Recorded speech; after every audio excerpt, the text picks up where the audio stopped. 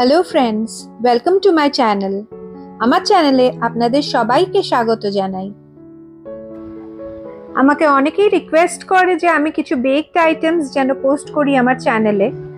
আজ তাই আপনাদের সবার সাথে শেয়ার করতে চলে এসেছি একটা বেকড আইটেম যেটা ছোট থেকে বড় সবাই খেতে পারবে। ঘরে থাকা সাধারণ সামগ্রী দিয়েই এটা বানিয়ে নেওয়া যাবে, যেমন টেস্টি আর তেমনি হেলদিও হবে।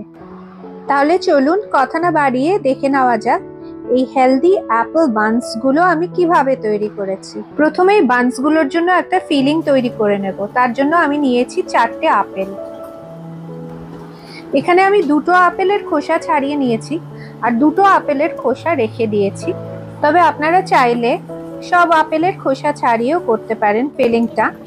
যদি খোসা রাখেন তাহলে অবশ্যই খুব ভালো করে স্ক্রাব করে আপেলগুলো ধুয়ে নিতে হবে। আপেলগুলো আমি টুকরো করে নেব, যেভাবে আমি ভিডিওতে দেখিয়েছি সেভাবে আপেলগুলোকে স্লাইস করলে মাঝখানের যে সিডের পোর্শনটা থাকে ওটা কিন্তু একদম আলাদা হয়ে যাবে। বাকি আপেলগুলো আমি এরম ভাবেই কেটে নিয়েছি। এবার এই আপেলের টুকরোগুলোকে খুব ফাইনলি চপ করতে হবে। যতটা ছোট টুকরো করা যায় ততটা ছোট টুকরো করে আপেলগুলোকে রাখতে হবে। এবার একটা বোলে এটাকে ট্রান্সফার করে এর মধ্যে লেবুর রস মিশিয়ে দিতে হবে। আপনারা তো জানেন যে আপেল বেশিক্ষণ কেটে রেখে দিলে একটা লালচে লেয়ার পড়ে যায়, মানে অক্সিজেনের কন্ট্যাক্টে আসলে একটা অক্সিডেশন মতন হয়ে যায়, যার জন্য লালচে হয়ে যায়। লেবুর রসটা মিশিয়ে দিলে এই জিনিসটা আর হবে না, আপেলগুলো একদম ফ্রেশ থাকবে। দেখুন আমি সব আপেলের টুকরোগুলোতে লেবুর রস ভালো করে মাখিয়ে নিয়েছি। সব আপেলগুলো স্লাইস হয়ে গেলে পরে একটা ক্লিং র্যাপ বা প্লাস্টিক র্যাপ দিয়ে বোলটা ঢেকে রাখতে হবে। আপেলের ফিলিংটার জন্য নিয়ে নিয়েছি একটা দারচিনি আর একটা জায়ফল, যেটা আমি গুঁড়ো করে নিয়েছি। এবারে চলুন দেখে নেওয়া যাক অ্যাপেল ফিলিংটা কি করে তৈরি করলাম। প্রথমেই একটা প্যানে 3 টেবিল স্পুন চিনি নিয়ে নিয়েছি। লো থেকে মিডিয়াম হিটে চিনিটাকে মেল্ট করতে হবে, মানে ক্যারামেলাইজ করতে হবে। যখন একটু লালচে মতন হয়ে যাবে তখন 25 গ্রাম মতন সল্টেড বা আনসল্টেড বাটার যেটা হয় এটার মধ্যে দিয়ে দিতে হবে। এরপরে দিয়ে দিয়েছি আমি 50 গ্রাম মতন কিশমিশ। আপনারা ইচ্ছে করলে এই ফিলিংটায় আমন্ডস, কাজু বা যে কোনো নাটস অ্যাড করতে পারেন, এটা আপনাদের উপর ডিপেন্ড করছে। তবে আমি শুধু কিশমিশ ইউজ করেছি আর আপেল ইউজ করেছি। আপেলগুলো অ্যাড করার পরে একটু ঢেকে রান্না করতে হবে যাতে কি আপেলটা সেদ্ধ হয়ে যায়। আপেল থেকেও প্রচুর রস বেরোবে, এই রসটা কিন্তু আমাদের পুরোটা টানিয়ে দিতে হবে। আপেলগুলো সুসিদ্ধ হয়ে নরম হয়ে আসলে বানিয়ে রাখা মশলাটা এর মধ্যে অ্যাড করে একটা বোলের মধ্যে তুলে রাখতে হবে। দেখুন কত সহজে একটা আপেলের ফিলিং তৈরিও হয়ে গেল। এবারে ডোটা বানানোর জন্য একটা মিক্সিং বোলে মেজারিং কাপের 1 কাপ দুধ নিয়ে নিয়েছি।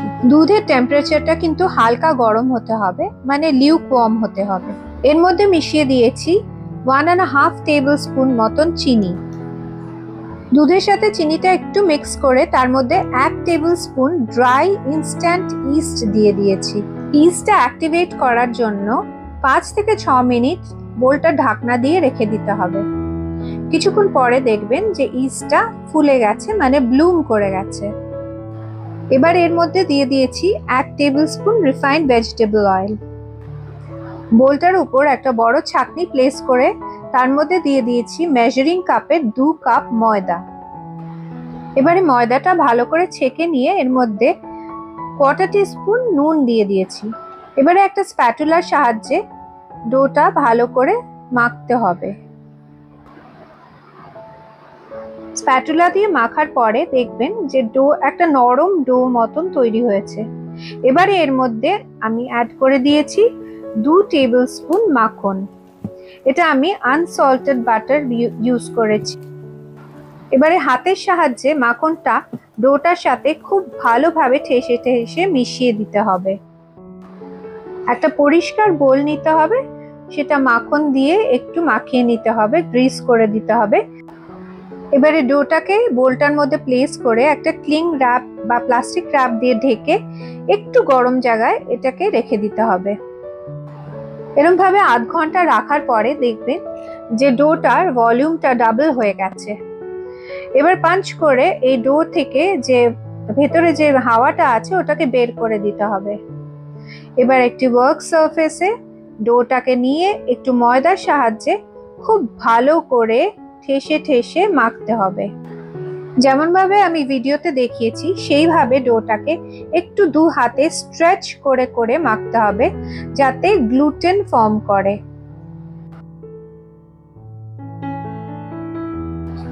এবার এই ডোটাকে একটা বেলুনির সাহায্যে বড় একটা রুটির আকারে বেলে নিতে হবে। বেলার সময় রুটির থিকনেসটা কিন্তু পাতলাই হবে, যেমন আমরা পিৎজা বানাই সেরকম থিক রাখতে হবে না, তার থেকে একটু পাতলা বেলতে হবে। এবারে দেখুন আমি পুরো রুটিটাকে একটা পিৎজা কাটারের সাহায্যে 8 ভাগ করে নিয়েছি। প্রত্যেকটা ভাগ একটা ট্রায়াঙ্গেলের আকারে হয়েছে। এই ত্রিকোণা পিসের যে ন্যারো দিকটা সেই দিক দিয়ে আমি কয়েকটা স্লিট বানিয়ে নিয়েছি। এবার প্রিপেয়ার্ড ফিলিংটা চওড়া দিকে প্লেস করে দিতে হবে। ভিডিওতে যেমন ভাবে আমি দেখিয়েছি চওড়া দিক থেকে রোল করে করে ন্যারো দিকে আসতে হবে আর এন্ড দুটো চেপে চেপে জুড়ে দিতে হবে। এখানে একটা কথা বলে রাখি, আপনারা যদি আমার ভিডিওতে যা মেজারমেন্ট দেওয়া হয়েছে সেই মেজারমেন্ট ফলো করেন তাহলে কিন্তু পারফেক্ট ডোটা হবে। এবারে আপনারা যদি বেশি অ্যামাউন্ট বানাতে চান তাহলে প্রত্যেকটা ইনগ্রিডিয়েন্ট ডাবল নেবেন। আপেলের এই বানস গুলো আমি বেক করব ওভেনে। তার জন্য আমি একটা বেকিং ট্রে নিয়ে নিয়েছি। ট্রেটা একটু বাটার দিয়ে গ্রিস করে তার উপর আমি বেকিং পেপার লাগিয়ে নিয়েছি। আপনাদের কাছে বেকিং পেপার যদি না থাকে তাহলে যে কোনো সাদা কাগজ, পরিষ্কার কাগজ নিয়ে তার মধ্যে বাটার লাগিয়ে নিলেই আপনাদের এই পারপাসটা সার্ভ হয়ে যাবে।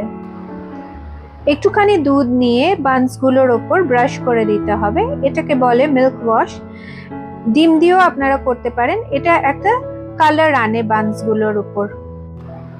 ওভেনটাকে প্রিহিট করে নিতে হবে, তারপরে 180 ডিগ্রি সেলসিয়াসে বানসগুলো বেক করতে হবে প্রায় 20 থেকে 25 মিনিট অবধি। আপনাদের কাছে যদি এয়ার ফ্রায়ার থাকে তাহলে তাতেও বেক করতে পারেন বা আপনারা কড়াইতেও এটা বেক করতে পারেন। আজকের এই ব্রেডের রেসিপিটা যদি আপনাদের ভালো লেগে থাকে তাহলে আমি আপনাদের রিকোয়েস্ট করব যে ভিডিওটাতে অবশ্যই একটা লাইক দেবেন, বন্ধুদের সাথে শেয়ার করবেন। আর যারা নতুন ভিউয়ার্স আজকে আমার চ্যানেলে এসেছেন তাদেরকেও রিকোয়েস্ট করব আমার চ্যানেলটা অবশ্যই সাবস্ক্রাইব করে পাশে থাকা বেল আইকনটাকে প্রেস করে অল নোটিফিকেশন অন করে রাখলে ফিউচারে যত ভিডিও পোস্ট করব আপনাদের কাছে সবচেয়ে প্রথমে পৌঁছে যাবে। আজ বাস এইটুকুই। আপনারা সবাই খুব ভালো থাকবেন। আবার ফিরে আসবো নতুন একটা ইন্টারেস্টিং ভিডিও নিয়ে।